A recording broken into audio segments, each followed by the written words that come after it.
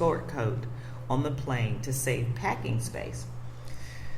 That's always a challenge when you have to take bulky stuff. One of the things we did this year was we invested in some packable down outerwear, which made not having to take big, heavy, bulky clothes a positive thing, and it worked. Get a shoe clue. Okay, girls, ladies, you don't have to have a pair of shoes for each outfit. Limit yourself to 2 in neutral colors and choose ones that can do double duty. Boots, for example, can pair with a nice dress and jeans, ballet flats, and make sure that you choose something that's comfortable over fashion. That's the worst thing you can do. Stay fresh. Bring travel size Febreze spray to freshen up items to rewear. A small sachet even. Clothes and underwear can be washed in the sink and hung on the line. Yep, they can. Accessorize. Same nice dress can look different with a new scarf or eye-catching piece of jewelry. That's the other thing. Ladies, don't take every piece of jewelry you have in your closet. Be specific. First of all, you want to make sure that you don't take something that could be lifted or stolen because you're flashing your good stuff. And just if you're wearing similar colors and clothing, you can wear the same thing over again. A pashmina scarf is really versatile. I wear those a lot, especially if it's chilly, and they call that you can wear them differently to have a different look. Be clever with carry-ons. Rather than pack a separate beach bag, look for a waterproof tote that's big enough to serve as your airplane carry-on. You can put your tablets in there for ebooks as opposed to taking lots of books and download movies. So you want something that you want to take your tablet versus big bulky books, and you want to take a bag that can double as a beach bag or a carry-on on the plane. Roll up. Rolling clothes when packing them. I have learned the secret to rolling. First of all, they will not get wrinkled very much if you do it right, and you get lots more in your bag. Divide and conquer. If your companion have both vowed to stick to carry-ons, don't be afraid to commingle bags. See, that's a problem in my house because Mitchell always wants to have his stuff separate from mine, like I have girl cooties or something. So, but if you can commingle, it really is efficient. I promise it is. And tame your toiletries. That's always a big deal for me. Toiletries, I mean, especially if you're going for a long trip, the larger sizes, you just got to you got to pack them.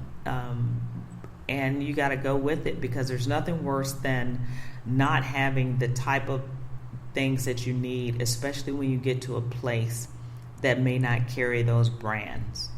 And it is difficult because then your face breaks out, you can't find the right toothpaste, all kinds of stuff. Lotion. We needed lotion desperately on this last trip because the air was so drying because we come from tropical and we went to a cooler climate. So it was a big deal. Single out. It's not cheap, but buying single-use products can save space. Yeah, if you're only going for a short period of time, I agree with that. And then take inventory. When you get back home, look hard at the suitcase and the things that you took. What didn't you use? And that's why I'm learning to get down to the nitty-gritty. I was very proud of myself this time. So those are the travel trends for the week. When I get back from my break, we're going to have our guest speaker. First of all, we'll talk travel news, and we'll have Mr. Grant Smith coming up, plus our friends with Tech Tip Thursdays over at The Wireless Traveler. This is Karen Duncan, your bucket list buster. I'll be back.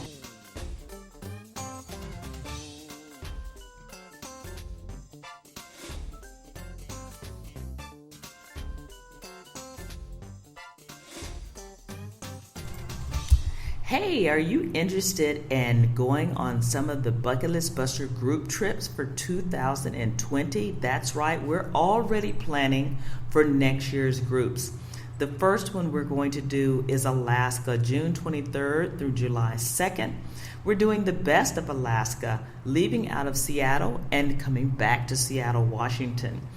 Where will we be going? Sitka, Juneau, Skagway, Icy Strait Point, Ketchikan, Victoria, BC, Canada, then back to Seattle.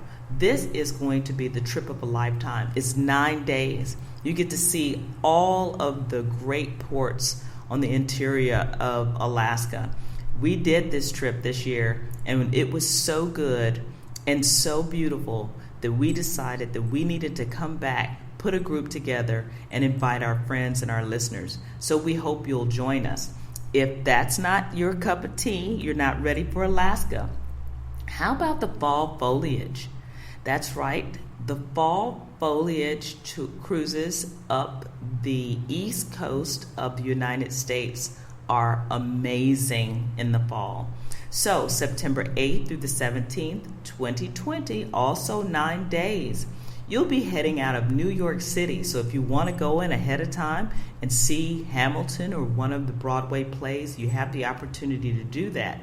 But you'll hit Portland, Maine, the lobster, St. John Bay of Fundy, Canada, Halifax, Canada, Sydney, Cape Breton Island, Canada, and then Charlottetown, Prince Edward, Canada. You will have the best of the seafood. You'll see the trees turning. You'll get to see wildlife. It's just going to be absolutely beautiful. And like I said, you can go into New York early or you can stay late. But if you're interested in either one of these group trips, and they're both on Norwegian, they both only require a $50 per person deposit. You can make monthly payments if you choose to. You also will get the free at sea options that are available depending on your room category. So go ahead, give us a call at Peaks Cruises and Tours. That's country code 1-512-529-3696, or go to the website peakscruisestours.com, or of course you can contact us through social media, Facebook, Instagram, or Twitter. I hope you'll join us. It's gonna be a blast.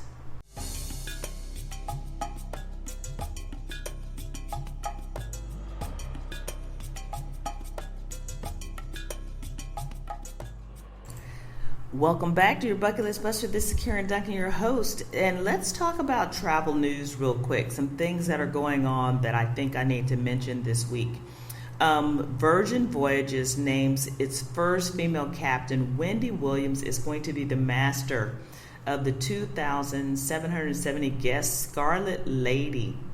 When she takes the helm of this ship in the spring 2020, she will become the first Canadian woman to be captain of a ship for a major cruise line. So kudos, Miss Wendy Williams. We're very happy and proud for you. The next one is kind of a downer. Dominican government tourism officials are working with the U.S. authorities to solve the tourist deaths. So there have been 6 deaths in the Dominican Republic recently, and some other shootings and some other things that are going on. One of the things that the deaths that have occurred have been where people have been ill and become ill and then they've died after consuming minibar drinks or drinks at their resort. And so the government is working with the U.S. to determine what is exactly is going on, if people are being targeted, or if this is just, some freaky stuff that's happening. We do know that, in the past, there was a situation in Mexico where people were getting ill after having drinks at resorts. So we want to say this. You need to pay attention and be cautious. When we go on vacation, it's not a free-for-all for you to just, pick up people and just, we want to have fun, yes, but you have to use a little common sense. And I'm not saying that we're not being targeted here. That's a possibility. But does that mean you should stop going to the Dominican Republic? Only you can make that decision. The government has not issued any additional warnings or said that U.S. citizens or Canadians should not go to the Dominican. But we are saying that you should use caution and make sure that you know who you're getting your drinks from, and make sure you go to a reputable resort or hotel, although the hotels that are affected by this are very well known and very high profile resorts that I would definitely recommend. But you need to just keep abreast. If you've got anything planned, talk to your travel agent or your provider of travel. And if you want to cancel or pick another destination, you have the ability to do so. The other thing that I think is super cool, according to Travel Pulse, Donald Wood's article, NASA is opening the International Space Station to travelers for $35,000 a night. Starting in 2020, you can spend they will be sending 2 short private astronaut missions to the ISS, to the International Space Station, each year, with travelers permitted to stay aboard for up to 30 days. So if you've ever wanted to travel in space, this is your opportunity to do so. NASA officials contracted 2 private companies to transport travelers, Elon Musk, SpaceX, and Boeing. The crew will be determined. They're going to make sure that you have proper medical and training requirements. And SpaceX and Boeing will likely charge similar taxi fare to what they intend to charge NASA for its astronauts, close to $60 million per flight. So the opening of the ISS's continued privatization comes after the U.S. President Donald Trump announced plans to defund the space station. So now's your time. And NASA also announced it will return to the moon in 2024. So maybe you go to the space station this time, and then the next time you turn around and go to the moon. I think that's just pretty darn cool. And so that is travel news for this week. And when we get back after this short break, we will have Grant all the way from Australia. I just love he and Kerry and Kevin and Karen. Hey guys, hope you're listening. We had such a great time. And then we'll have the wireless traveler who's going to talk about gifts for Father's Day. This is your bucket list buster, Karen Duncan. I'll be back in a minute. We're a generation of beach-loving, fun-binging vacationers. That's right, my generation. That's why Beaches Resorts is #1 for Generation Everyone. With the best water parks in the Caribbean and more land and water sports than anyone, including unlimited scuba, plus Sesame Street characters for the kids and up to 21 fabulous restaurants for everyone. All included. Beaches, Generation Everyone. To book your beaches vacation, contact Peaks Cruises and Tours, peakscruisestours.com.